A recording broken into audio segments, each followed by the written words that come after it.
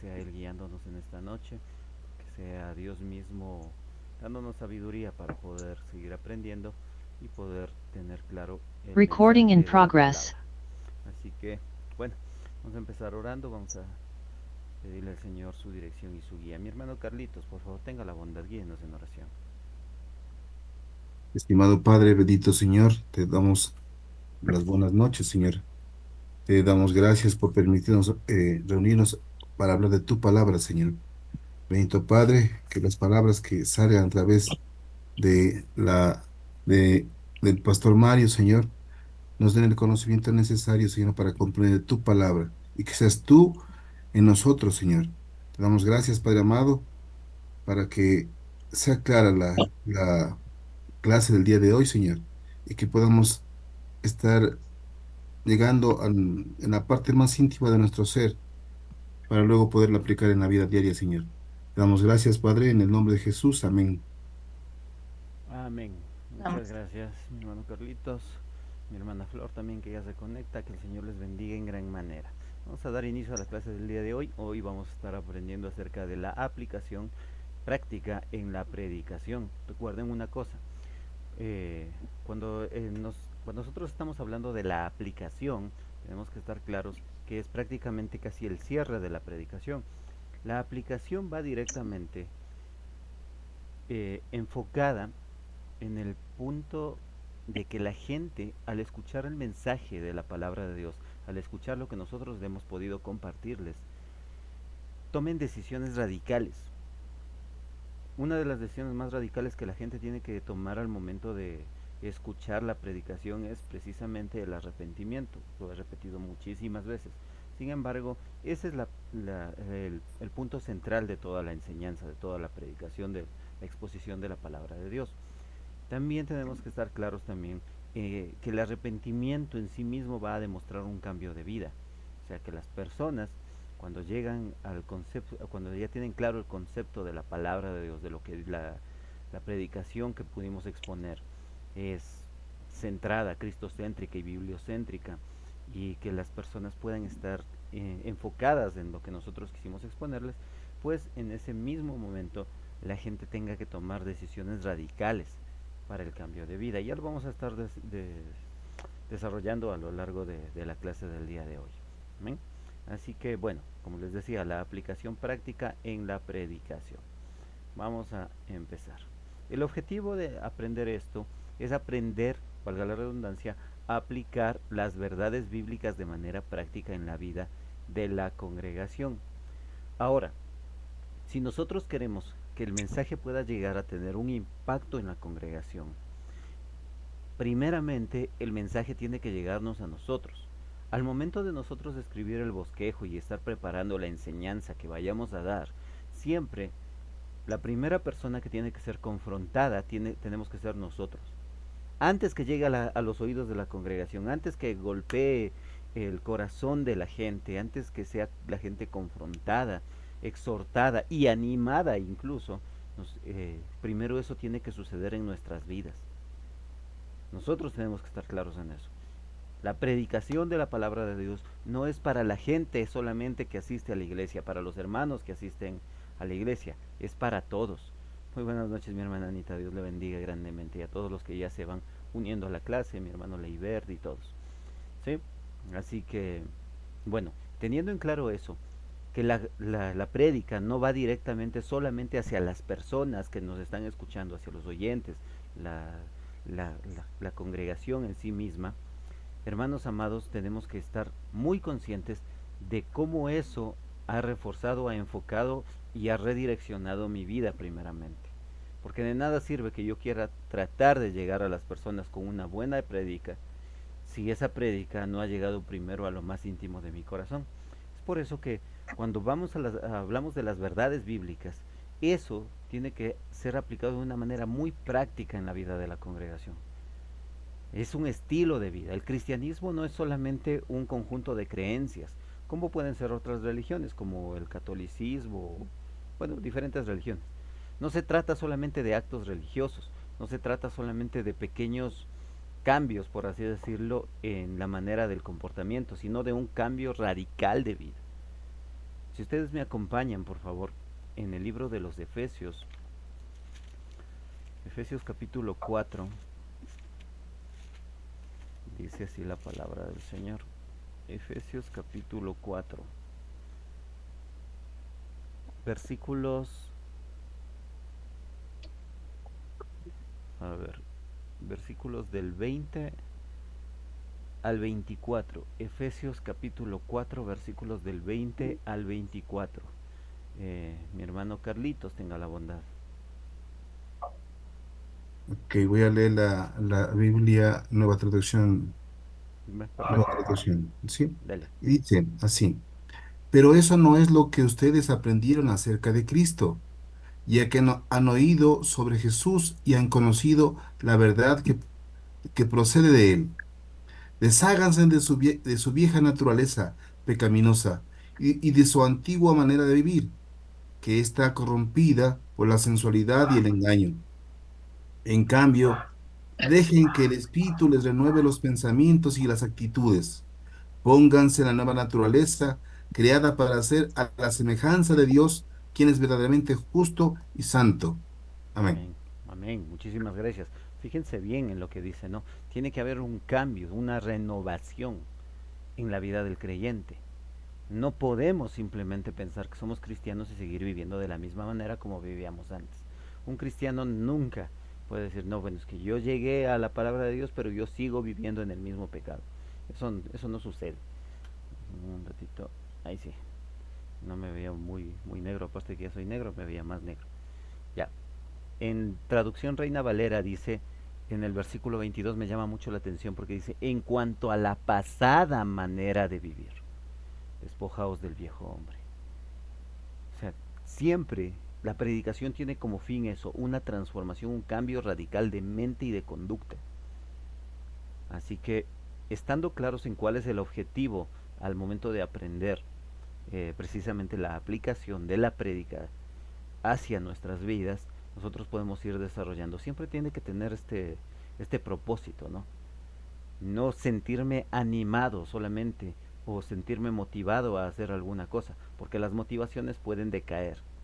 Pero en cambio, si yo experimento el amor de Dios en mi vida y hay una transformación en mi corazón, entonces ya empieza una nueva manera de vivir. Es lo que nosotros tenemos que esperar también de la congregación, ¿no? Continúo. La importancia de la aplicación en la predicación. Como definición, la aplicación, déjenme moverme de aquí porque estoy estorbándoles. Ya. La aplicación en la predicación es el proceso de llevar las enseñanzas bíblicas a la vida práctica en la congregación. No solo se trata de explicar el texto, sino de mostrar cómo debe de impactar y transformar la vida diaria de los oyentes.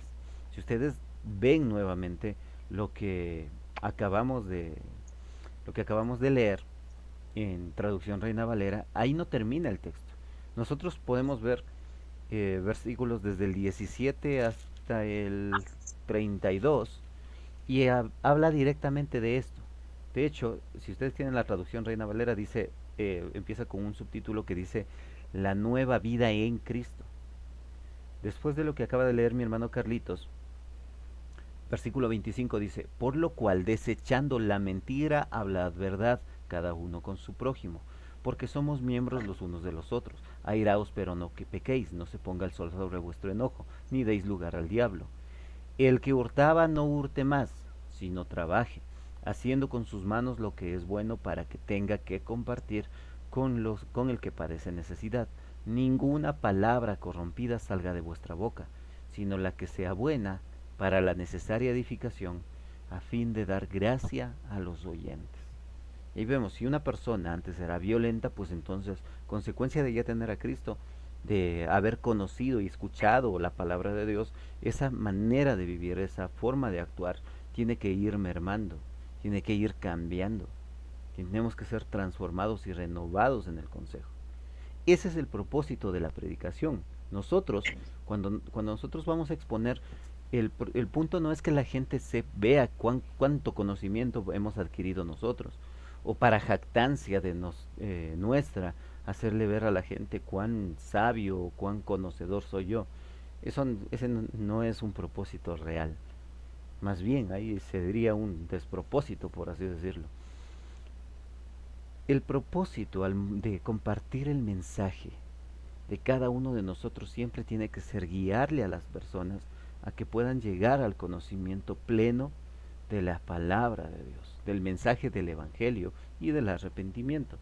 Como lo acababa de decir en la definición de esta parte, dice, no se trata de explicar el texto solamente, sino de mostrar cómo debe impactar y transformar la vida diaria de los oyentes.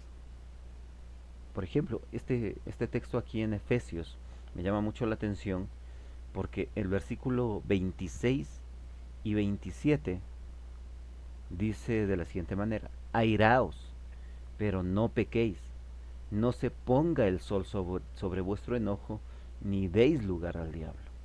Toda conducta que no viene de parte de Dios, que no va enfocada o centrada en el dominio del Espíritu Santo sobre nuestras vidas, toda conducta que sea rechazada a los ojos o a la luz de la palabra del Señor, esa conducta viene siendo un pecado. Porque pecar no es solamente hacer lo malo, pecar literalmente es irme en contra de la naturaleza de Dios.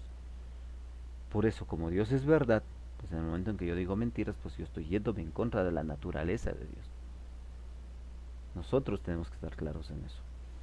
Cuando nosotros exponemos el mensaje de la palabra del Señor, y como ya hemos hablado en otras ocasiones, siempre es bueno apelar tanto a la parte lógica del ser humano, pero también a la parte emocional.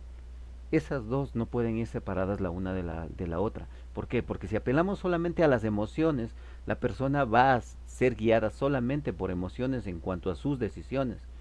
En cambio, si nosotros les damos una explicación clara del texto y apelamos también a su lógica y a su inteligencia para que ellos reconozcan cuál es el propósito de escuchar el mensaje, cuál es el propósito del arrepentimiento, cuál es el propósito de Jesucristo en la cruz del Calvario, cuál es el propósito de la resurrección. Cuando entienden bien toda esa parte, todo ese concepto, las personas mismas, consecuencia de haber entendido bien el mensaje, de haber captado bien la enseñanza, va a haber un cambio radical de vida.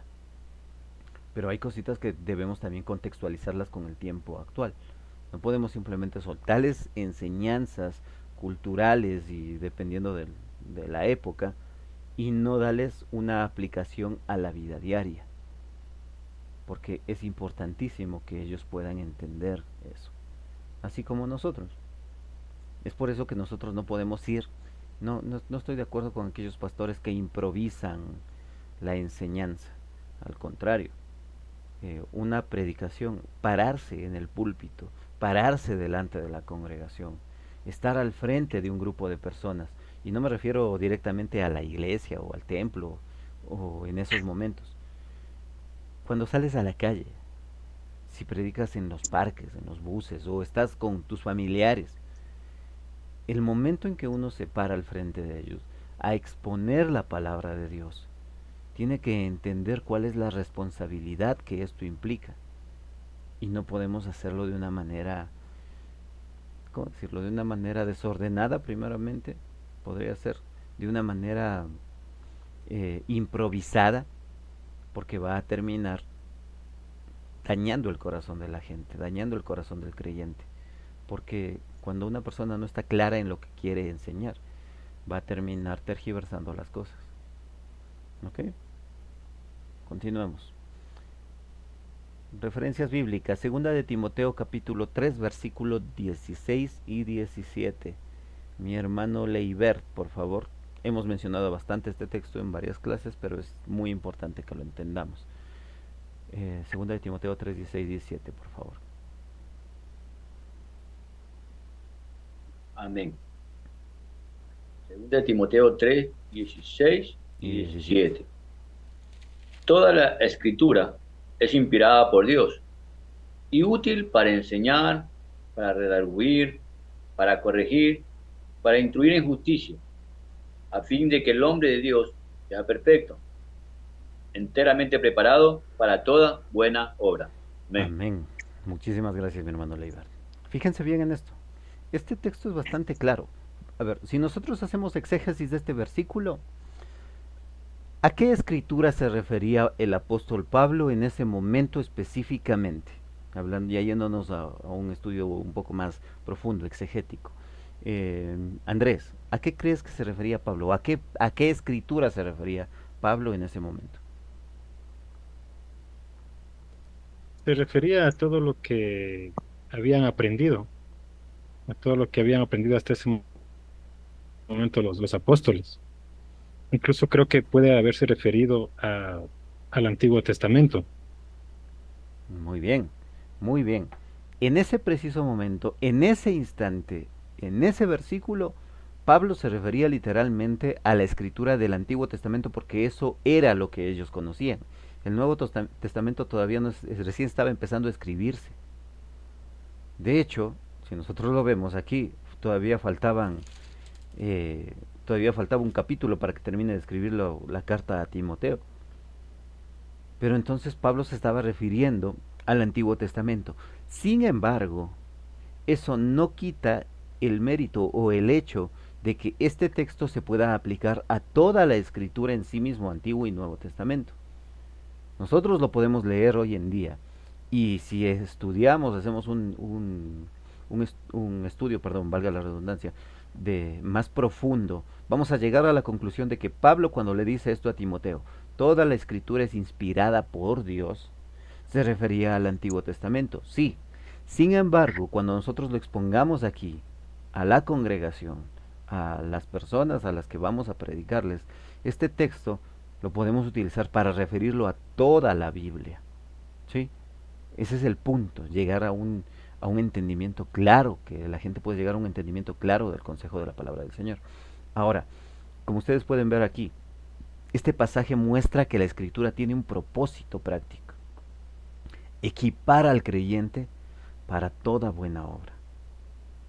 Aquí no habla de salvación, aquí habla de estar preparados, de estar listos para poder ejercer o hacer cumplir las obras, como ya lo habíamos visto, contextualizándolo un poco ya más general, en Efesios capítulo 2 del 8 al 10, cuando habla de la salvación. Cuando dice que la salvación no es por gracia, por medio de la fe, no por obras para que nadie se gloríe, y dice claramente en el versículo 10 que las buenas obras que nosotros hacemos son las que Dios preparó de antemano para que anduviésemos en ellas. O sea que esas buenas obras no es que a mí me dieron ganas de hacerlas o que a mí me nació hacerlas. Es algo que Dios ya había preparado para que nosotros las hiciéramos. Pero eso era a raíz de haber conocido el consejo. Este, estos dos versículos, segunda de Timoteo 3, 16 y 17, prácticamente lo que hacen es darnos un consejo de que la escritura tiene que estar en nuestras vidas para poder estar equipados, perdón, de la manera correcta al momento de salir a compartir el mensaje. Así que tengan en cuenta eso, ¿no? Siempre tenemos que estar conscientes de esto. Hebreos capítulo 4, versículo 12. Andrés, Perdón, Betito, pastor. Carlitos, déme. En la otra Biblia dice, en el versículo 16, dice, toda la escritura es inspirada por Dios y es útil para enseñarnos lo que es verdad y para hacernos ver lo que está mal en nuestra vida. Nos corrige cuando estamos equivocados y nos enseña a hacer lo correcto. Amén. Muy bien. Muy buena traducción, ¿no? La verdad es que es bastante clara. Siempre eso nos equipa para, incluso para tomar decisiones. O sea, para poder cumplir una buena obra. Aquí vamos a entrar en un tema que de pronto puede ser a veces polémico. Mis amados hermanos, para hacer labor social necesitamos la ayuda de Dios. ¿Qué dicen ustedes?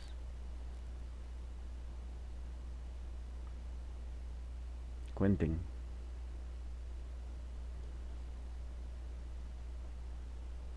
La labor social la puede hacer todo el mundo. Sí, eso es muy cierto.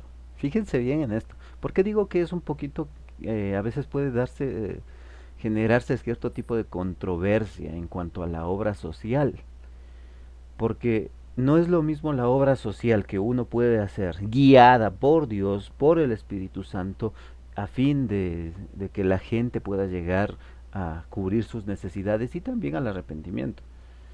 Labor social la puede hacer muchísima gente.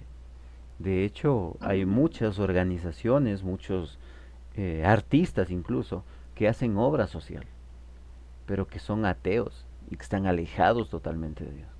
De hecho, si comparamos la labor social que hacen las iglesias cristianas hoy en día con la labor social que hacen muchos artistas como Shakira, Ricky Martin, Marc Anthony y personas así con muchísimo dinero, nosotros no llegamos ni al 10% de lo que todos ellos hacen. Pero el propósito es diferente. El fin al que queremos llegar es distinto. La obra social sin el Evangelio no sirve de nada.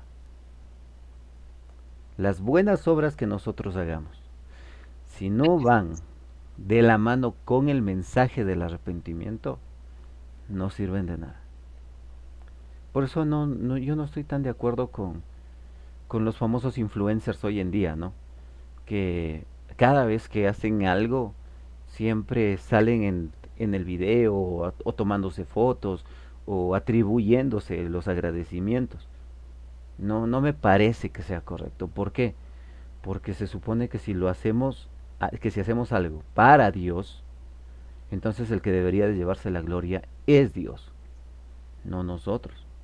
Así que hay que tener un poquito de cuidado y también saber identificar cuando las personas de verdad necesitan, porque hay casos en los que de verdad hay mucha gente que tiende a acostumbrarse a vivir de este tipo de cosas. Mi hermana Mari dice, a veces tenemos un sentir por alguien y cuando hacemos la obra vemos que estaban necesitado o pidiendo esas personas a Dios esa provisión. Sí, es verdad. Hermanos amados, pero lo que digo,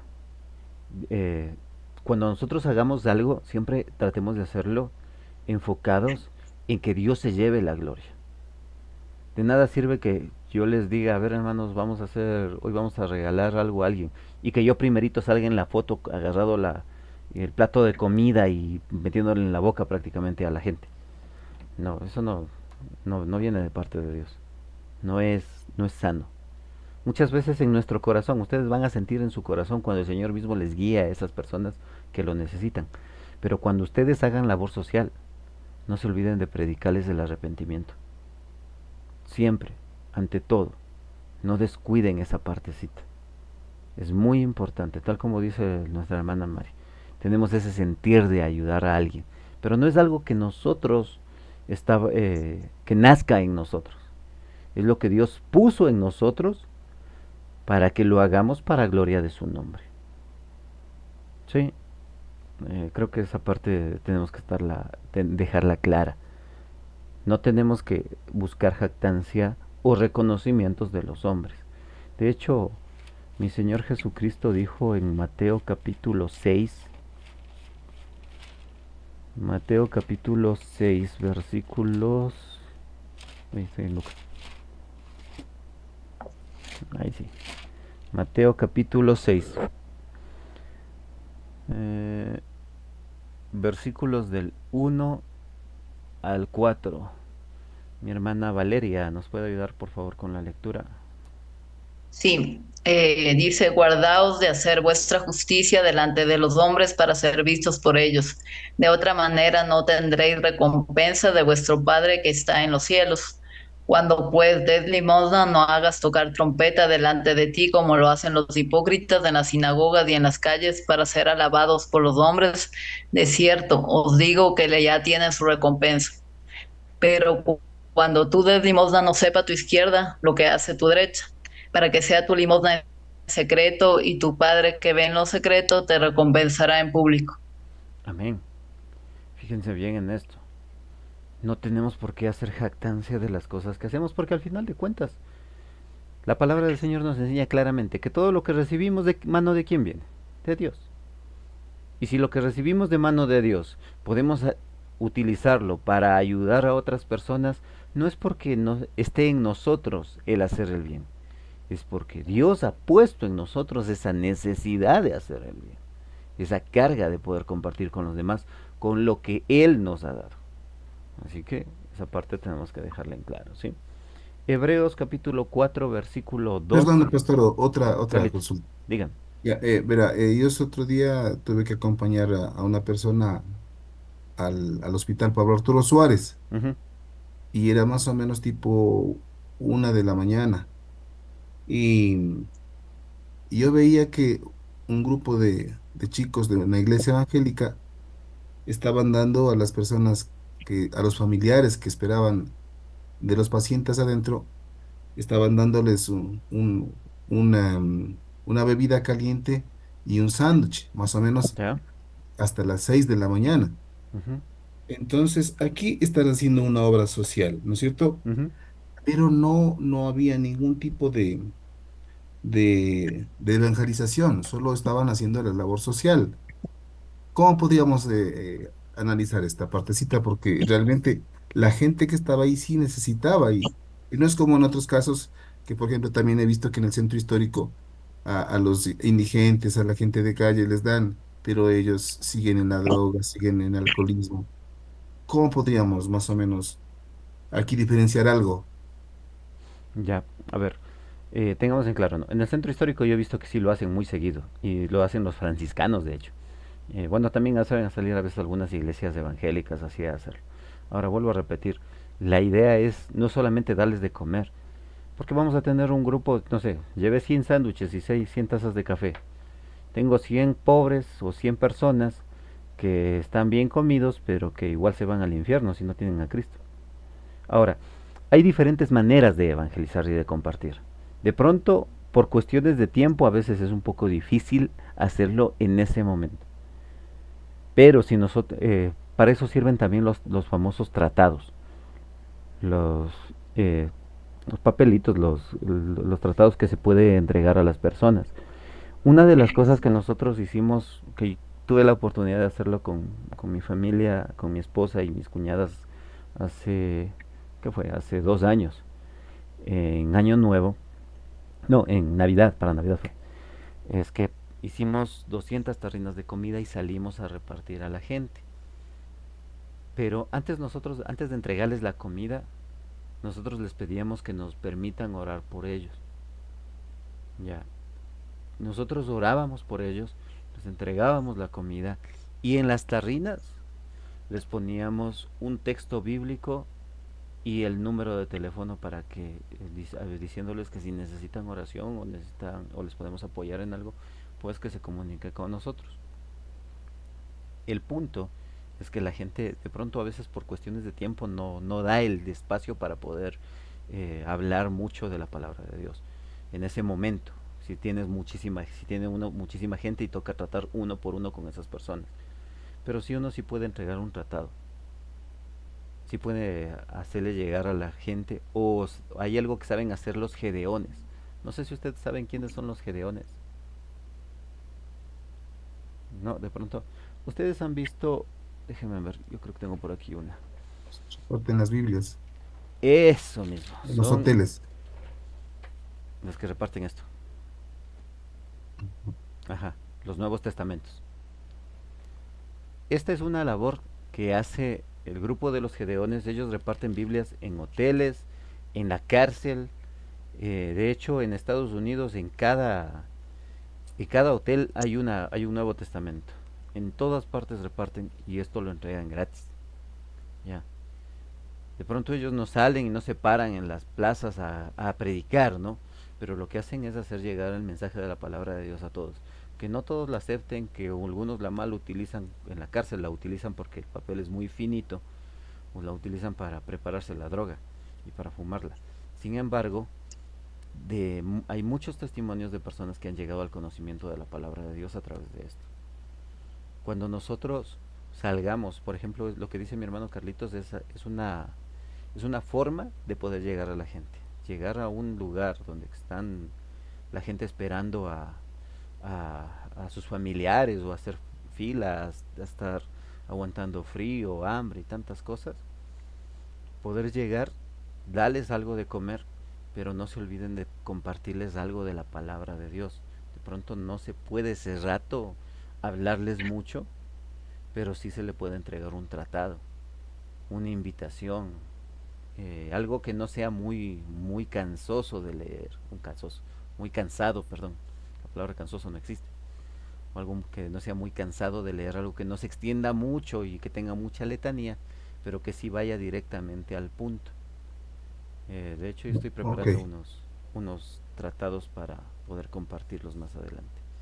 Ese es el gracias. punto. No, con mucho gusto, Carlitos. Ese es el punto. Recuerden una cosa, y ya lo vamos a estar viendo un poco más adelante. Siempre tenemos que fijarnos en el auditorio que tenemos, la gente que nos va a escuchar. Evangelizar no es lo mismo que predicar el domingo en la iglesia. Hay veces que el evangelismo que nosotros podemos hacer, por ejemplo, en los buses, no toda la gente va a querer escucharnos. Ese rato que ustedes se suban a predicar en un bus, la gente se pone los audífonos, viene por la ventana, se hacen los dormidos, y de pronto de entre toda esa gente, uno sí escucha. De pronto pueden haber 300 o 200 o no sé cuánta gente entre en un bus, ¿no? O 100 personas en un bus. Y de las 100 personas hay uno que va a prestar atención y que sí va a escuchar. No es lo mismo hacerlo en ese momento, predicar en ese momento en un bus, que predicar el domingo en el culto. ¿Por qué? Porque el auditorio del culto ya va con la preparación y la predisposición de escuchar la palabra de Dios. La gente en el bus, por lo general, siempre está pensando en mil cosas a la vez y no va a querer prestar del todo atención. Así que siempre tenemos que identificar eh, el auditorio que vamos a tener, a la gente que nos va a escuchar, y tratar de ser prácticos en la enseñanza que demos.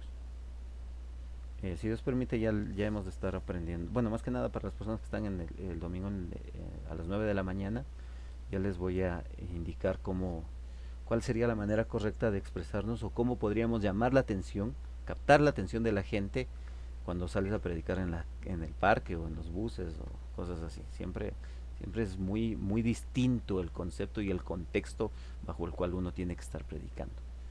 Así que eso, mis amados hermanos. Hebreos 4:12, ahora sí. Mi hermano Andrés, ten la bondad, por favor.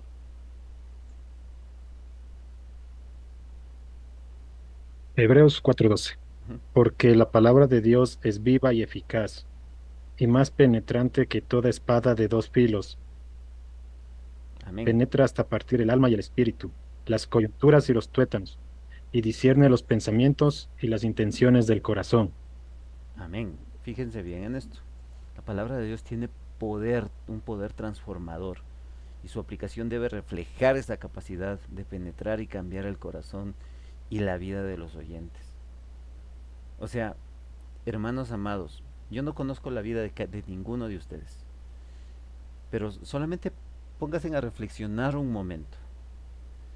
¿Cómo era la vida de ustedes antes de Cristo y en qué maneras ha cambiado a raíz de que llegamos al conocimiento de la palabra de Dios? ¿Qué era mi vida antes de Jesús, antes de conocer de la palabra? Y cómo la palabra de Dios ha penetrado tanto en mi corazón que puede, que ha llegado a transformar radicalmente mi vida. Obra social es una cosa, evangelización es otra cosa. Muy bien, mi hermana Flor, sí. Pero sí pueden ir de la mano también, ¿no? Hacer obra social compartiendo el mensaje del Evangelio. Es muy, es muy bonito, de hecho. Hermanos amados, si hay algo que las iglesias deberían de hacer, y no me refiero a las iglesias como los templos o las denominaciones, ¿no? Que la iglesia cristiana debería de hacer, es preocuparse por la gente más necesitada. Porque, por ejemplo, yo puedo, lo mismo que decía Santiago, ¿no? Que de qué sirve que alguna persona llegue, que alguno de nuestros hermanos llegue y nos diga, tengo hambre. Y nosotros le digamos, tranquilo, voy a orar por ti, ve a tu casa y siéntete feliz. Y yo no hago nada para cubrir esa parte, teniendo las posibilidades, ¿no? O sea, si un pobre le pide a otro pobre, pues ahí sí no hay tal. Pero si teniendo las posibilidades no estoy dispuesto a apoyar a los más necesitados o pongo barreras para ayudar a los más necesitados, entonces, ¿de qué Cristo hablamos? Así que tengamos en cuenta eso, ¿no? Recuerden esto, mediten en esto. ¿Cómo era mi vida antes de Jesús? ¿Y qué cambio radical he visto yo que ha sido puntual en mi vida? Si de pronto, lo que decía en Efesios, ¿no? El que robaba ya no robe más, sino que ahora trabaje. Y uno podría decir, de verdad, una persona que fue un ladrón toda su vida, ¿puede llegar a cambiar? Sí, sí puede llegar a cambiar. A raíz de conocer a Cristo. Hay muchísimos testimonios, hay muchísimas personas que pueden dar fe de esto, que pueden hablar de esto. Ustedes mismos, cómo era su vida antes de Cristo, cómo es ahora con Cristo. Es algo que uno tiene que siempre tener en cuenta, siempre tiene que recordar de dónde me sacó el Señor. Y no recordarlo para decir, no, es que qué chévere que era antes cuando yo no era cristiano, sino para recordarlo y para no querer volver ahí atrás. ¿Se acuerdan de la historia de Lot? ¿Quién se acuerda de Lot? ¿Sí saben quién era Lot? Jonathan, cuéntanos. ¿Te acuerdas quién era Lot? No, me pasó. A ver, bueno, era un familiar de Abraham, el cual, Ujú, digamos, el Señor les bendició a los dos, y entonces Abraham y Lot tuvieron que separarse, y Lot fue a Sodoma, me parece. ujú. Ujú. Y el Señor lo sacó de ahí, y entonces, bueno, igual ya sabemos que la mujer de Lot, por mirar hacia atrás, se convirtió en sal, porque le desobedeció al Señor. Ujú. Así, Muy bien, claro, muy práctico ese resumen. Muchas gracias, Jonathan. Hay algo interesante dentro de esa historia.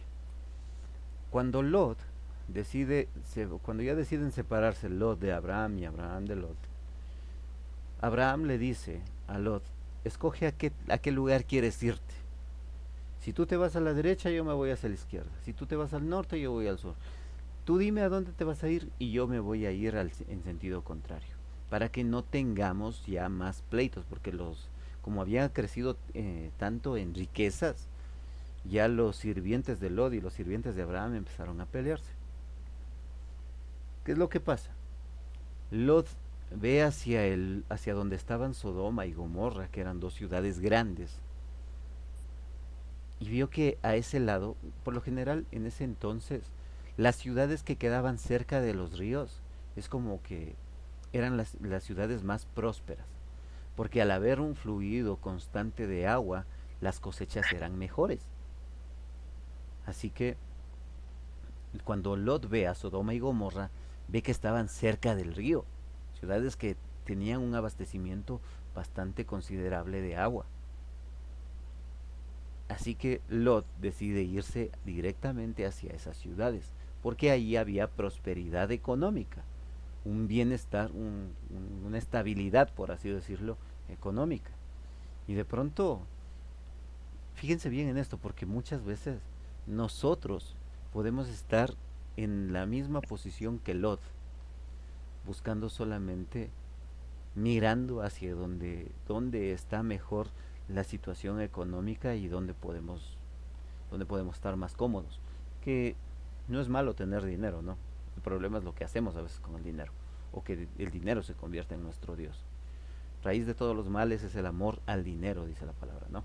Bueno, teniendo en claro eso, Lot parte hacia Sodoma y Gomorra, se establece ahí, crece, como él ya había crecido mucho en sirvientes, en vacas, en camellos y en todas las cosas que recibió de la mano de Dios, consecuencia de él haber estado caminando con Abraham, cuando Lot se va para allá, termina viviendo en medio del pecado, porque Sodoma y Gomorra, como eran ciudades tan grandes y tan prósperas, algo que abundaba ahí era el pecado, y había de todo ahí, por la avaricia de la gente, la corrupción de las personas y bueno, en fin, tantas cosas. Ahora, ¿Qué sucede? Dios iba a destruir estas dos ciudades, perdón. Abraham intercede para que no sea destruidas las ciudades porque ahí estaba su sobrino. Lot recibe la visita de dos ángeles que le dicen que tiene que salir de ahí, que tome a sus hijas, a su mujer y que salgan de ahí. Cuando ellos ya salen, la única orden directa, una prohibición directa que les hacen los ángeles hacia Lot y su familia es: no miren atrás. Y algunas personas de pronto no entienden esa parte, ¿no? Que exagerado Dios, eh, ¿por qué convirtió en una estatua de sal a la mujer de Lot? El problema con la mujer de Lot es que ella regresó a ver porque ahí estaban todos sus bienes. Cuando Lot sale con sus hijas, él no se pudo llevar nada porque ya estaban cerca de la ciudad de ser destruidas. No pudo sacar ni sus ganados, no pudo irse llevándose la casa, no pudo llevar nada. Tomó a sus hijas, tomó a su esposa y salen. La mujer de Lot voltea a ver y se convierte en una estatua de sal porque no quiso dejar lo que había obtenido. Jesús dijo: cualquiera que pone su mano en el arado y mira hacia atrás no es digno de mí. O sea, cualquiera que se lamenta, que está viviendo con Cristo y se lamenta de que ahora, es que ser cristiano no ha sido tan fácil, yo sí quisiera, es que antes me iba tan bien en los negocios y ahora desde que soy cristiano ya no tengo lo mismo. Hermanos amados, una de las cosas con las que más el Señor tiene que tratar en nuestras vidas es precisamente con la avaricia, con el querer tener. Y por eso el Señor a veces nos quebranta también. Y toca esa parte que nos apartaba de Él. Porque cuando las cosas van bien es bueno, es chévere decir: no, es que Dios es bueno conmigo. Pero cuando las cosas van mal, cuando no tengo, cuando me hace falta, ahí es cuando de verdad tengo que demostrar si mi fe en Dios es verdadera. No podemos simplemente regresar a contemplar el pasado y arrepentirnos de ahora caminar con Cristo. Hay que tener mucho cuidado con eso. Mucho cuidado. Ese es el punto al que tenemos que hacer llegar a la gente. Cada vez que ustedes tengan la oportunidad de predicar, háganles entender eso a las personas. No se trata de estar acordándome, a veces eso también es malo, el mucho testimonio. No, es que antes de Cristo yo era así, y a veces algunos hasta parece que extrañaran vivir así. Antes de Cristo mi vida no tenía sentido, ahora con Cristo es que veo de verdad esperanza, salvación y vida eterna. Es lo que, al punto al que tenemos que guiarle a las personas a través del mensaje, a través de la predicación. Que la gente vea en Cristo esperanza, vea el gozo, vea paz, la paciencia, el fruto del Espíritu Santo: amor, gozo, paz, paciencia, bondad, benignidad, fe, mansedumbre y templanza. Esas cosas tienen que aflorar en nuestras vidas. Y la predicación de la palabra de Dios tiene eso como propósito, como lo veíamos en Timoteo, ¿no? A fin de que el hombre de Dios sea perfecto y enteramente preparado. O sea, que esté capacitado, que esté listo para toda buena obra. Y parte de esa buena obra es precisamente el compartir la enseñanza. Todos ustedes tienen ese llamado y esa responsabilidad: predicar las buenas nuevas. Continúo. ¿Cómo conectar el texto bíblico con la vida cotidiana? Hay muchos métodos, y vamos a ver algunos, para conectar el texto. El primero es la identificación de los principios universales. Encuentra principios eternos en el texto que trasciendan el contexto histórico y cultural original. ¿Ya? A ver, ¿qué quiero decir con esto? Cuando nosotros hablamos de conectar, de un método para conectar, y hablamos específicamente de identificar principios, es lo que acabo de hacer con la historia de Lot. En el contexto de ese momento, nosotros vemos dos ciudades que iban a ser destruidas, consecuencia de la maldad, y que la orden de parte de Dios era salir y no mirar hacia atrás. ¿Cómo lo contextualizo con el día de hoy? Precisamente lo que acabo de decirles. Dejemos de estar mirando hacia nuestro pasado sin Cristo. Tengamos puestos nuestros ojos en Jesús. La palabra dice, puestos los ojos en Jesús, el autor y consumador de la fe. Asimismo, hay muchísimas partes en la palabra de Dios que nosotros podríamos eh, ver el ejemplo ahí de la cultura y de lo que sucedía, explicar el concepto, explicar lo que sucede ahí, explicar bien el texto y la historia de lo que estamos leyendo, y de ahí traerla hacia el contexto de nosotros, de la iglesia, de la congregación o de las personas que estamos compartiendo, con las que estamos compartiendo, para que esas personas tengan un entendimiento claro de cómo aplicar eso a mi vida. Un ejemplo claro, el Hechos, capítulo 8, versículos del 26 al 40. Es un tema muy bonito para predicar. Felipe y el etíope eunuco. El etíope era una persona que venía literalmente de un pueblo que se llama Etiopía, ¿no? Así que este hombre, si nosotros vemos la historia, dice que este hombre estaba yendo en su carruaje, que iba leyendo la escritura del profeta Isaías, y que era un hombre que tenía muchísimas posesiones. De hecho, para que haya tenido un carruaje para él, implica que era un hombre con muchísimo dinero. Pero hay algo que cabe recalcar. Bueno, hay varias cosas que cabe recalcar en este texto. Por ejemplo, ¿quién sabe lo que es un eunuco?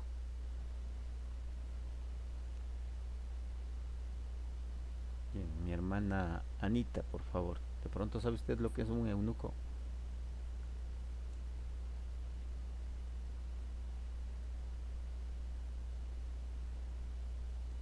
Mi hermana Valeria, de pronto.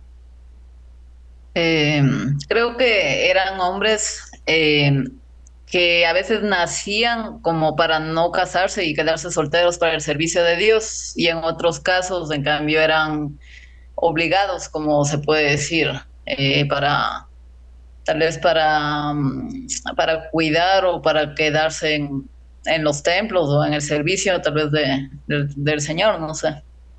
Bueno, ya más o menos tenemos el concepto. ¿Alguien más de pronto que sí sepa en totalidad el concepto? Está bien lo que dijo mi hermana Valeria, pero alguien que pueda aportar algo más. No sé. Los eunucos eran varones que eran castrados realmente, Ujú. eran extraídos los testículos, y en algunos de los casos les ponían a cuidar el harén del rey, para que no hagan absolutamente nada a las mujeres, básicamente.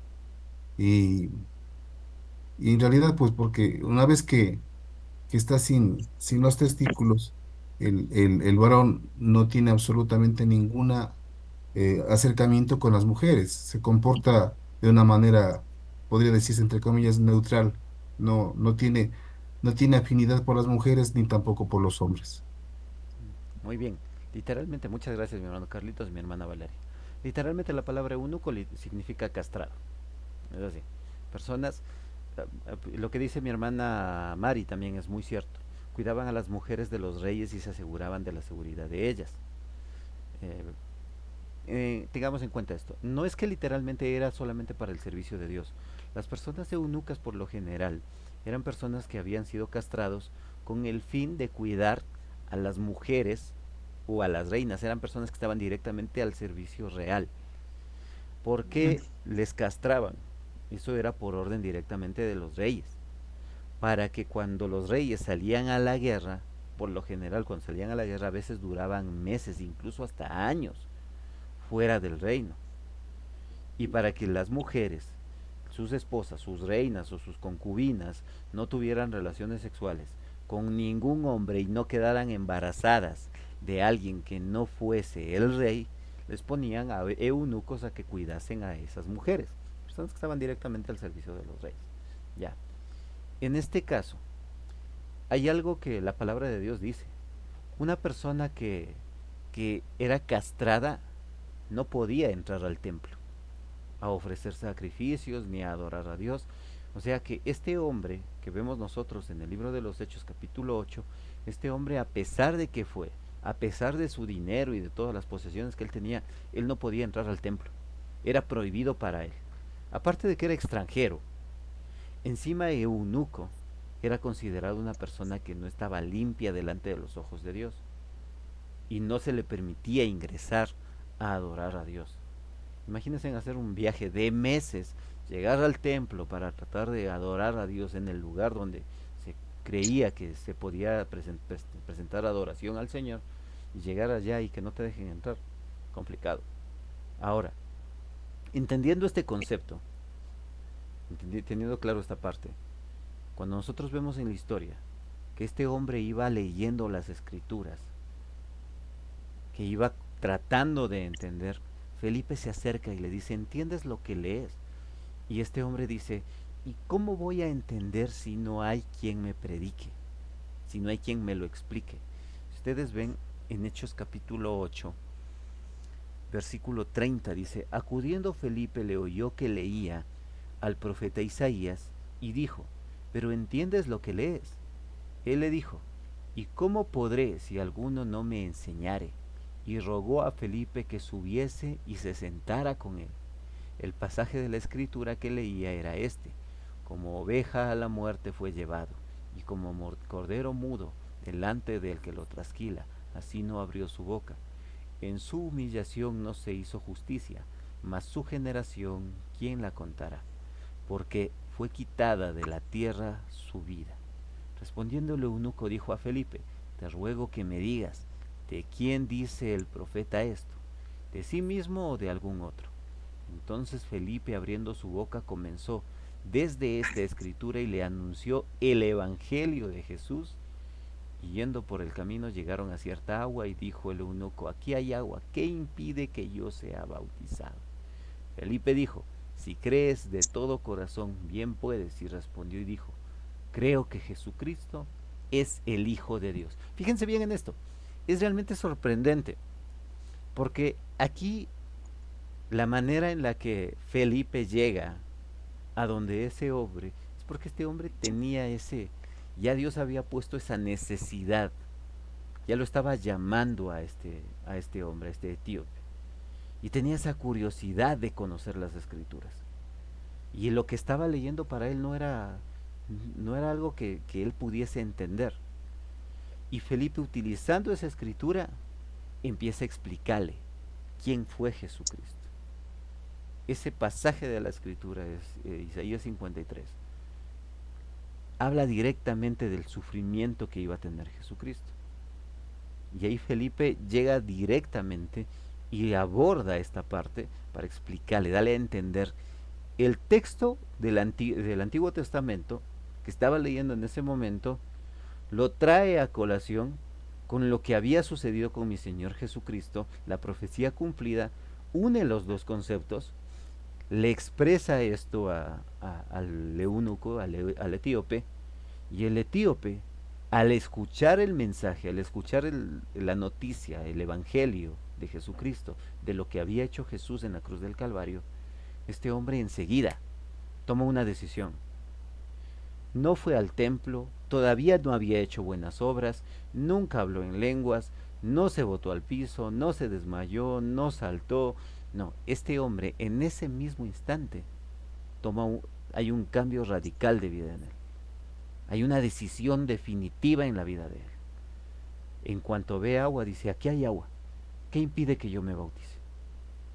Felipe le pregunta, ¿crees en Jesucristo? Le dice, sí, yo creo que Jesucristo es el Hijo de Dios. ¿Se dan cuenta que la prédica no fue algo complicada para Felipe? No se puso a dar conceptos raros, no se puso a utilizar palabras rebuscadas, no. A raíz de lo que él ya conocía, de lo que este hombre ya conocía, de lo que ya había leído, empezó. ¿Y cuál fue la consecuencia que tuvo? Un pecador que se arrepintió y decidió seguir a Cristo. Y así vamos a encontrar algunos pasajes de personas que de pronto estaban en su corazón y había esa necesidad de conocer a Cristo. Y que los siervos del Señor pues llegaron con eso, llegaron con ese mensaje. Y aquí yo no le veo a Felipe hablando de que no cree en Jesucristo y vas a ver que sales de deudas. Cree en Jesucristo y le vas a poder pagar al Banco Internacional. Cree en Jesucristo y ya no vas a tener problemas en tu casa. No. ¿Crees en Jesucristo? ¿Crees en que Él es el Hijo de Dios? ¿Crees en lo que Él hizo en la cruz del Calvario? Y la consecuencia, pecador arrepentido. Y fíjate bien, interesante, ¿no? Porque aquí Felipe no le dio nada. ¿Qué podía darle Felipe a este hombre si este hombre era una persona que tenía mucho dinero? Y Felipe prácticamente era una persona pobre. ¿Qué podía ofrecerle Felipe a este hombre? Nada. Al igual que de pronto Pedro y Juan cuando subieron al templo a orar y dice que ahí estaba un cojo de nacimiento que les pedía limosna. Y Pedro le dice, no tengo ni oro ni plata, pero lo que tengo te doy. En el nombre de Jesús, levántate. Ese es el mensaje. ¿Por qué ellos no hablaron acerca de dinero? ¿Por qué ellos no andaban amenazando que iban a cerrar la iglesia y cosas así? Porque ese no era el mensaje. La iglesia no es un templo, cuatro paredes. La iglesia somos nosotros. A eso que tienen ustedes que llegar. Ese es el punto al que ustedes tienen que llegar cuando prediquen. Que la gente pueda tomar una decisión radical, una aplicación directa. Les expongo lo que ya conocen, les expongo el mensaje de la palabra, el texto que decida predicar, que Dios haya puesto en mi corazón para poder predicar. Lo leo, lo explico, lo enseño correctamente, lo contextualizo al tiempo actual, pero como el fin tiene que ser esto, la aplicación directa, que la gente pueda tomar una decisión radical, un cambio de vida. Y eso solamente viene por el oír el mensaje de la palabra. Por eso la responsabilidad de predicarla bien. ¿Sí me estoy dando a entender? Sí, espero que sí. Sí. Continuamos. Parámetros modernos. Relaciona situaciones bíblicas con experiencias y situaciones contemporáneas. O sea, lo que vemos en la Biblia podemos traerlo siempre, tenemos que traerlo siempre a las situaciones que estamos viviendo el día de hoy. Uno de los métodos que yo suelo utilizar a veces cuando tengo que salir a predicar en los buses es ponerles como ejemplo esto, el celular. Yo les suelo decir a la gente eh, que tengan en cuenta para qué sirve un celular. Para recibir llamadas, para hacer llamadas, para navegar en internet, para muchas cosas. ¿Qué pasa cuando una persona no quiere, hay alguien que me está llamando mucho y a quien yo no quiero contestar? ¿Qué hago por lo general? Cojo, silencio el teléfono, le bloqueo, le desactivo el WhatsApp o lo que sea, ¿no? Hay varias herramientas que yo puedo utilizar para simplemente hacer eso. ¿Por qué? Porque hay gente que a veces está ahí, insiste en que quiere llamar. ¿Por qué utilizo yo ese ejemplo? Porque de pronto nosotros queremos hacer lo mismo con Dios. Dios quiere hablarnos, Dios quiere acercarse a nosotros, Dios quiere salvarnos, Dios quiere hablarnos a través de su palabra y nosotros lo que hemos hecho hoy en día es ponerle a Dios en silencio. Le tenemos en silencio, en stand-by a Dios hasta que de pronto en algún momento lo necesite. Y ahí sí, empiezo a buscar el 911 de Jesús. A ver, es que la Biblia, Señor, tu palabra dice que no hay justo desamparado y por eso hoy vengo en oración a buscarte. Pero cuando estaba bien no le buscaba. Es una manera, ¿no? Es un ejemplo que podemos utilizar para tratar de que la gente entienda el mensaje de salvación. Hay varias cositas que uno puede utilizar. Pero ver verdades bíblicas, contextualizarlas con las ideas contemporáneas para que la gente pueda llegar a una aplicación en el día de hoy. Historias y ejemplos. Usa historias actuales, perdón, testimonios y ejemplos de la vida real para ilustrar cómo se pueden aplicar los principios bíblicos. Siempre hay muchísimos ejemplos que podríamos utilizar.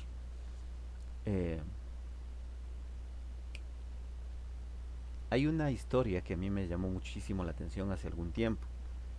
la historia de la iglesia del Cordero se llama.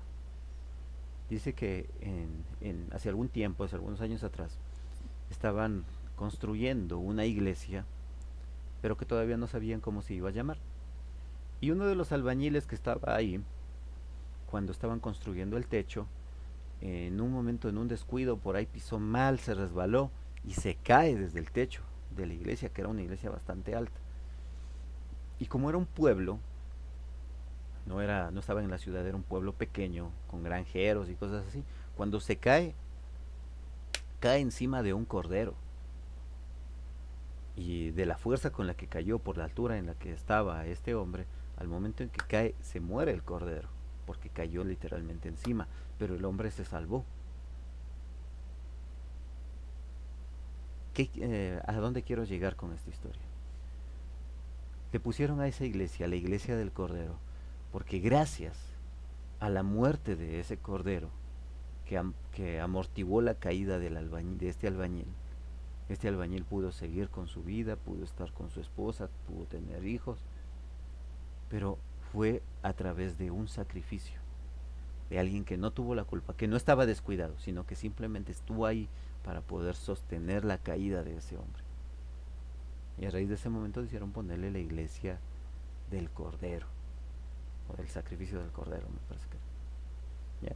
Es una historia que nosotros de pronto podríamos utilizarla. Y así hay muchísimas historias, muchas metáforas que nosotros podríamos utilizar para que la gente pueda tener un claro entendimiento, siempre cercano al conocimiento de la palabra, ¿no? Y al texto bíblico. Y ahí podemos utilizar textos que hablen acerca de que Jesús es el Cordero de Dios, el que quita el pecado del mundo. Y que el sacrificio de Jesucristo es lo que nos vuelve salvos, el que nos ha justificado. Hay muchísimas historias así que uno podría utilizar para que poder llegar a las personas. Sí, continúo. Santiago capítulo 1 versículo 22. Mi hermano Carlitos, tenga la bondad.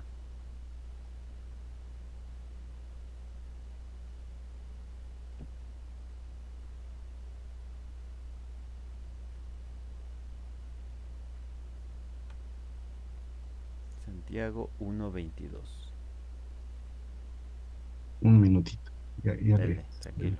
Bien.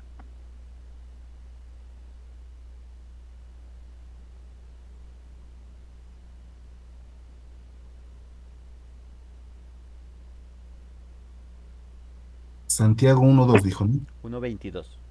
1:22, Ujú. perdón. 1:22. Y dice así la palabra del Señor. Dice, pero sed hacedores de la palabra y no tan solamente oidores, engañados a vosotros mismos, engañándoos a vosotros mismos. 22 nomás, ¿no? Sí, solo el 22. Muchas gracias, mi hermano Carlitos. Fíjense bien, este versículo enfatiza la necesidad de poner en práctica la palabra de Dios, no solamente de escucharla. Sean hacedores, no solamente oidores. De nada sirve que solamente escuche, pero que no ponga en práctica.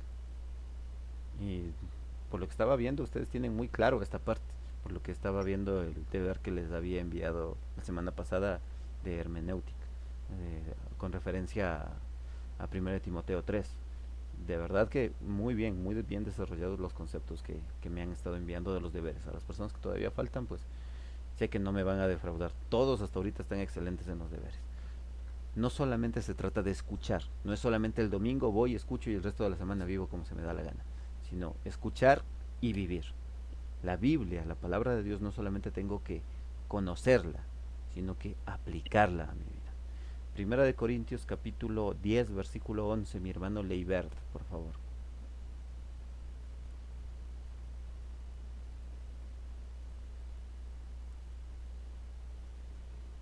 Amén. Dele. Y estas cosas les acontecieron como ejemplo y están escritas para amonestarnos a nosotros, a quienes, a quienes han alcanzado los fines de los siglos. Amén. Amén. Fíjense bien en esto, mis amados hermanos. Pablo enseña que los eventos del Antiguo Testamento son ejemplos para nosotros mostrando cómo conectar las escrituras con nuestras vidas.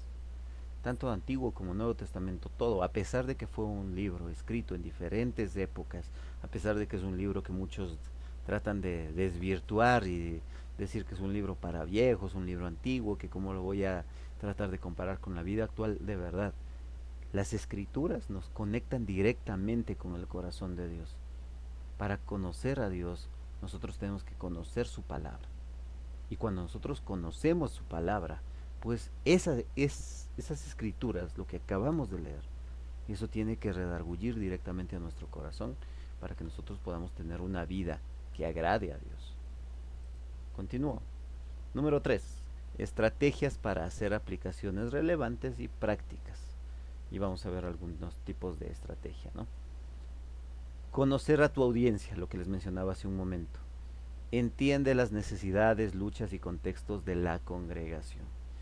Cada congregación es diferente. No es lo mismo lo que nosotros vivimos aquí en la ciudad de Quito, en Ecuador, a lo que está viviendo de pronto nuestra hermana Flor, que está allá en Venezuela, o nuestra hermana Mari allá en Estados Unidos, o lo que vive la gente en Esmeraldas, por ejemplo, aquí en el Ecuador, o en lo que viven las personas en Guayaquil. Son contextos totalmente distintos. O mi hermano Leibert, él está en la provincia de Los Ríos, si no me equivoco. No, en Manabí, Ah, en Manabí. Manabí, ¿En qué parte de Manabí está mi hermano Leibert? en Puerto Viejo. Puerto Viejo. Claro, son contextos culturales incluso totalmente diferentes, distintos. Y por eso nosotros tenemos que entender y tratar de exponer la palabra de Dios de acorde al contexto que viva cada audiencia. No podemos llevar ejemplos de solamente de aquí, del lugar donde yo estoy viviendo y tratar de exponerlos allá. ¿Sí? Cada situación, cada vida, cada iglesia es un mundo totalmente distinto. Pero el propósito del mensaje de la palabra de Dios siempre va a ser el mismo. Pero siempre tenemos que estar claros en la audiencia que me está escuchando. No es lo mismo, y en esto de pronto la esposa de mi hermano Carlitos, ella es maestra también, y maestra de escuela dominical para niños.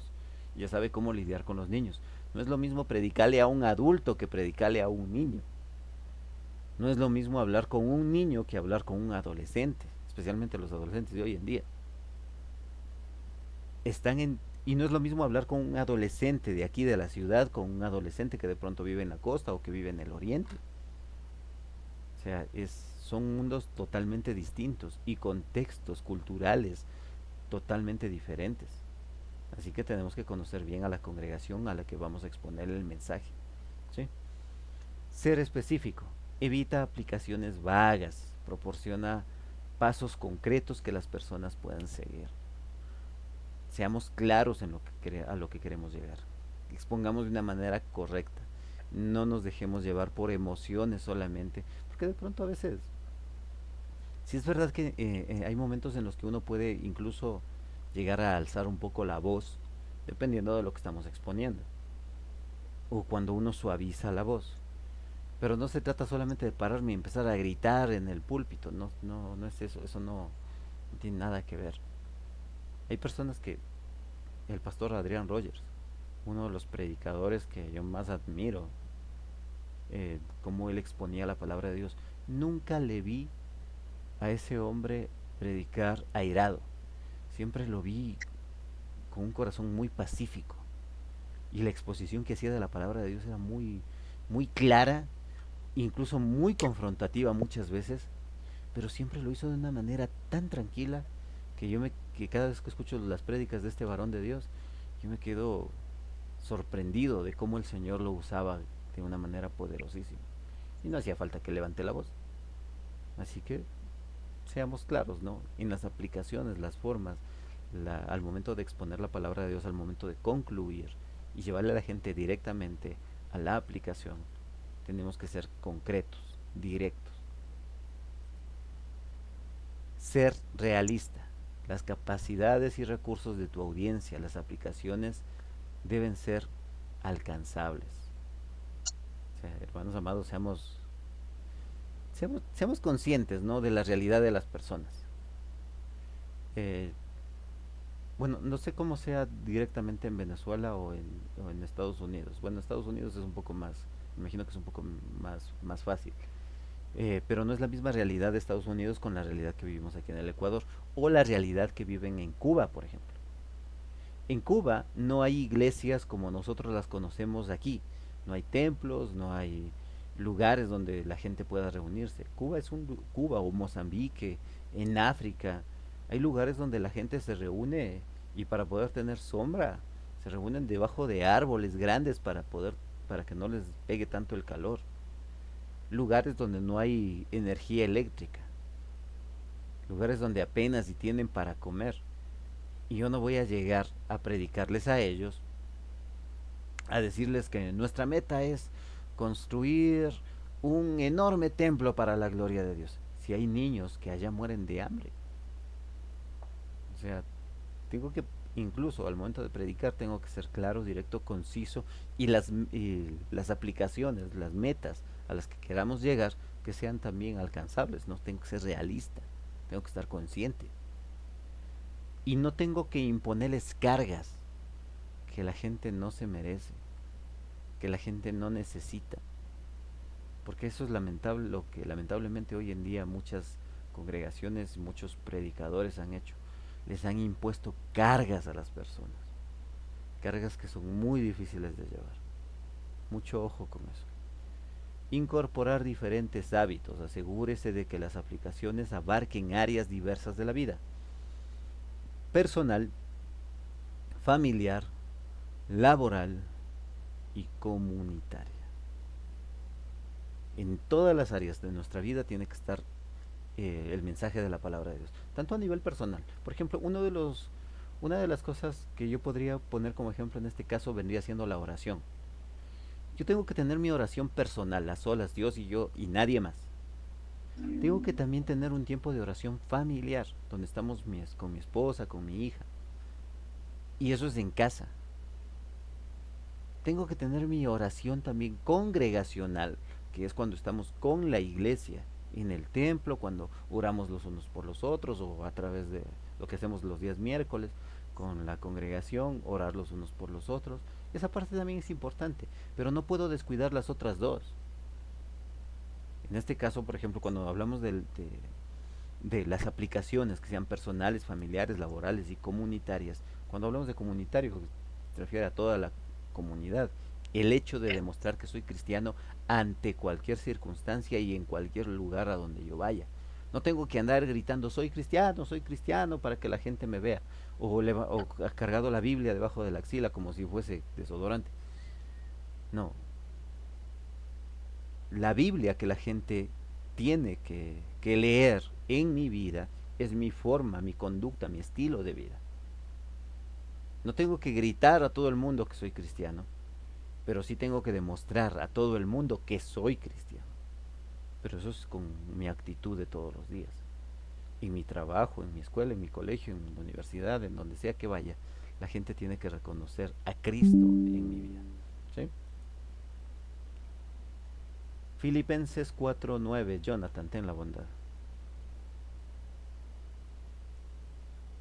Bastante. Filipenses 4:9. Lo que aprendisteis y recibisteis y oísteis y visteis en mí, esto haced, y el Dios de paz estará con vosotros. Amén. Fíjense bien en esto.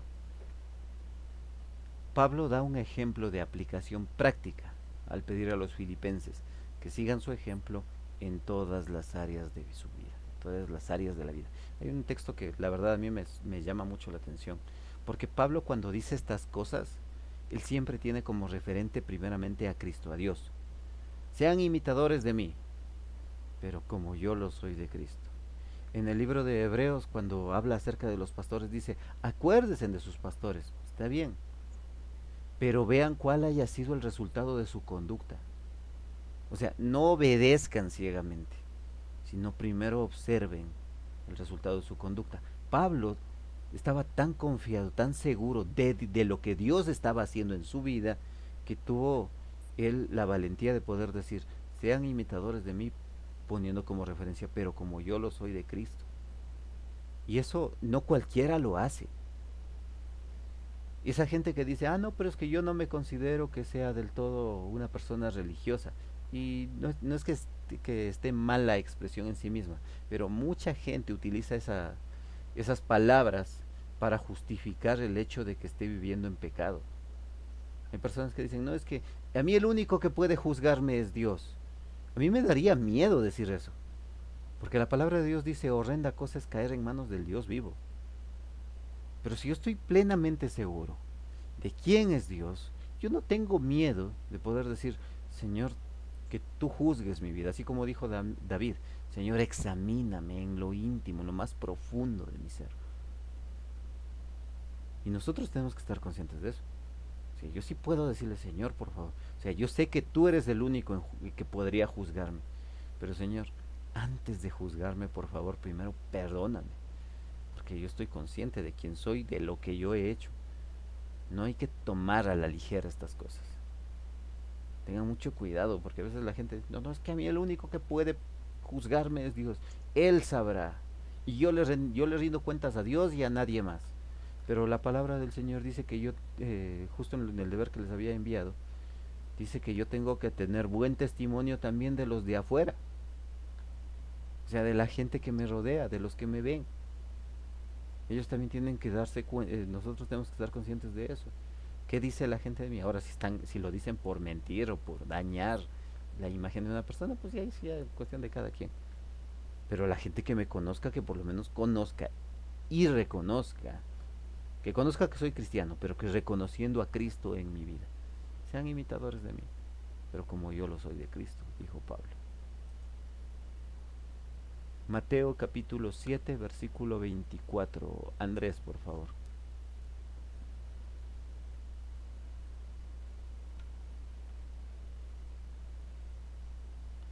Mateo 7:24 dice, cualquiera pues que me oye estas palabras y las hace, le compararé a un hombre prudente que edificó su casa sobre la roca. Amén. Fíjense bien, Jesús destaca la importancia de poner en práctica sus enseñanzas, comparando a los hacedores de la palabra con un hombre que construyó su casa sobre una base sólida. Y bueno, ya conocemos la parábola, ¿no? Un hombre que construyó su casa sobre la roca y el otro que la construyó sobre la arena. Y cuando vinieron los vientos, dice, y la tormenta, el que construyó su casa sobre la roca, pues entonces él pudo permanecer firme porque la roca no se movió, pero el que la construyó sobre la arena se lo perdió todo. Nuestro fundamento, nuestra fe, tiene que estar directamente ligada a Jesucristo. Él es la roca. Cuando le dijo a Pedro, y sobre esta roca edificaré mi iglesia, no se refería a Pedro, no diciendo que era el primer papa, se refería directamente a sí mismo. La roca es Cristo. La piedra angular de todo el cristianismo es Cristo. Y para poder llegar al conocimiento de Cristo, pues tengo que saber el Evangelio, tengo que conocer el mensaje del Evangelio. Vuelvo a repetir, mis amados hermanos, recapitulando un poquito todo lo que hemos aprendido.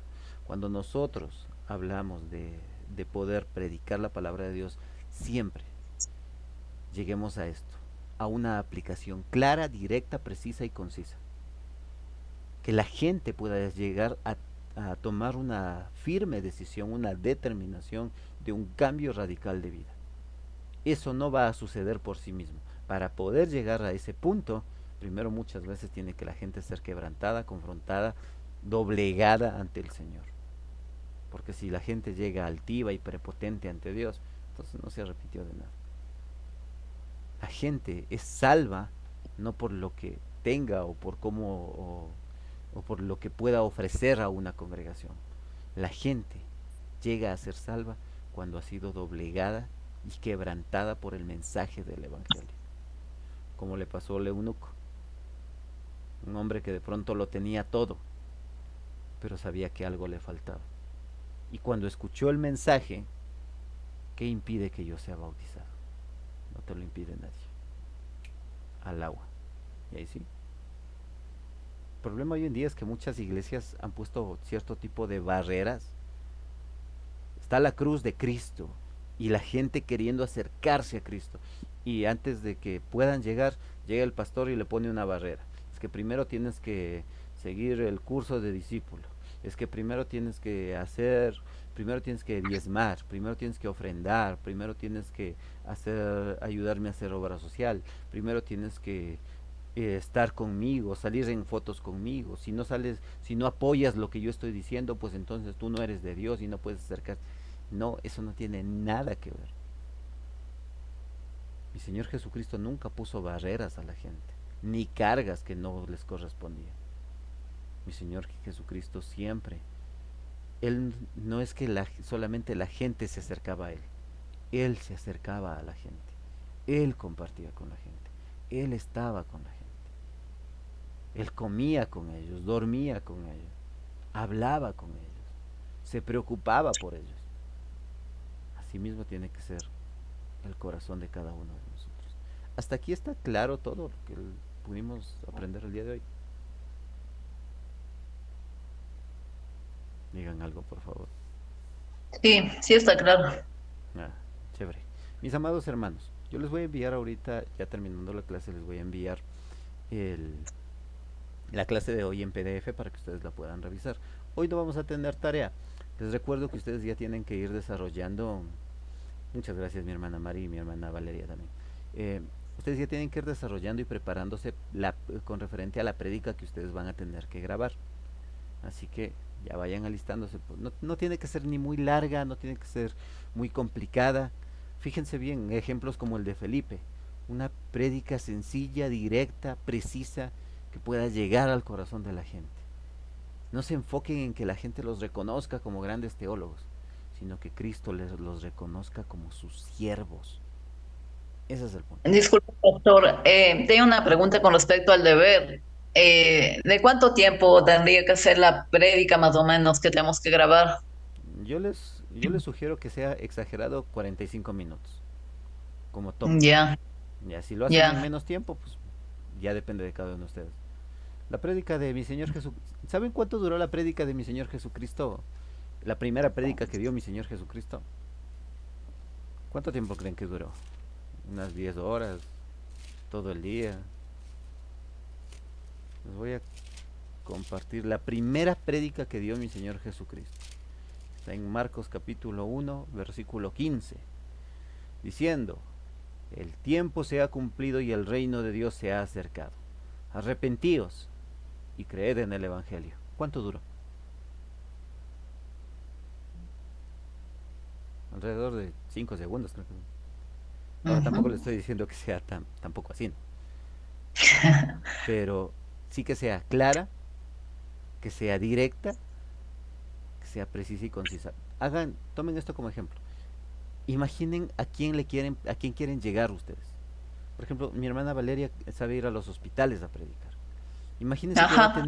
que va a tener enfrente suyo a toda la gente del hospital, a todos los enfermos del hospital. ¿Qué clase de mensaje cree usted que el Señor quiere que les comparta a esos enfermos? ¿Ya? Y ahí desarrolla la prédica, le pide en oración al Señor que le guíe al texto que va a desarrollar y ahí hace una prédica. ¿Ya? Hace el bosquejo y lo expone. No tiene que ser complicada, ya digo. Tiene que ser algo que vaya directamente al corazón de la gente. ¿Sí? Bueno, yo ya hice, pero, o sea, le envié, pero si yo puedo hacer cambios porque me doy cuenta que algo no está muy bien. Sí puedo hacer cambios. Claro que sí. De hecho, Ya. ustedes se van a dar cuenta de algo. De pronto el bosquejo que ustedes lo realicen, pueden tenerlo ya listo, ya lo tienen que haber estudiado, ya lo tienen que haber repasado, pero al momento en que vayan a predicar, ustedes van a notar que hay ciertas partecitas que de pronto ustedes no las pusieron, o algunos versículos que de pronto ustedes no los pusieron ahí y que ese rato se les viene a la mente. No los ignoren. Recuerden que mi Señor Jesucristo dijo que es el Espíritu Santo el que nos va a recordar y nos va a guiar a las cosas que debemos de decir. Si por ahí viene en ese momento que están grabando algún texto o algún ejemplo, alguna cosa, que ustedes no lo habían pensado antes, y en ese momento vino a sus mentes, díganlo. No se queden con eso, compártanlo. Porque de pronto, eso de pronto para nosotros no es tan relevante en ese momento, pero hay alguna persona que necesita escuchar eso. Ujú. Ya. Eso, mis amados hermanos. Hoy vamos a terminar un poquito antes. Falta todavía 35 minutos, pero eh, ahorita yo voy a tener que salir porque tengo que irme a trabajar. Así que voy a tener que trabajar hoy toda la noche y mañana todo el día. Así que les pido también oración porque, bueno, salen así a veces trabajitos esporádicos, pero todavía no he conseguido un trabajo fijo, así que toca estar corriendo a todos los trabajos que me llamen. Así que vamos a orar y que el Señor también me dé sabiduría, fuerza e inteligencia para poder desarrollar mi trabajo y en donde quiera que vaya que pueda hacer testimonio de Cristo. Le voy a pedir a mi hermano Andrés, por favor, que nos guíe en oración en esta noche para terminar la clase. Amén. Padre amado, Señor Jesús, gracias por la excelente enseñanza de hoy día. Gracias, Señor, porque de esta manera seguimos avanzando para ser mejores siervos, porque queremos seguir siempre tomados de tu mano, Padre. Queremos cada día ser como Jesús. Te amamos por todo lo bondadoso, lo justo, lo perfecto que eres, Señor. Gracias por la vida de cada hermano que está reunido en esta clase, Señor. También te pedimos por la vida del pastor Mario, Señor, para que lo cuides donde vaya, Señor, que lo guardes, que siempre sea un ejemplo, Señor, de vida, un ejemplo tuyo, Señor, un ejemplo de Jesús. Todo esto te lo pedimos, amado Padre, en el nombre, sobre todo nombre, en el nombre de tu precioso Hijo, Cristo Jesús. Amén. Amén, mis amados hermanos, que el Señor les bendiga en gran Amén. manera. Descansen.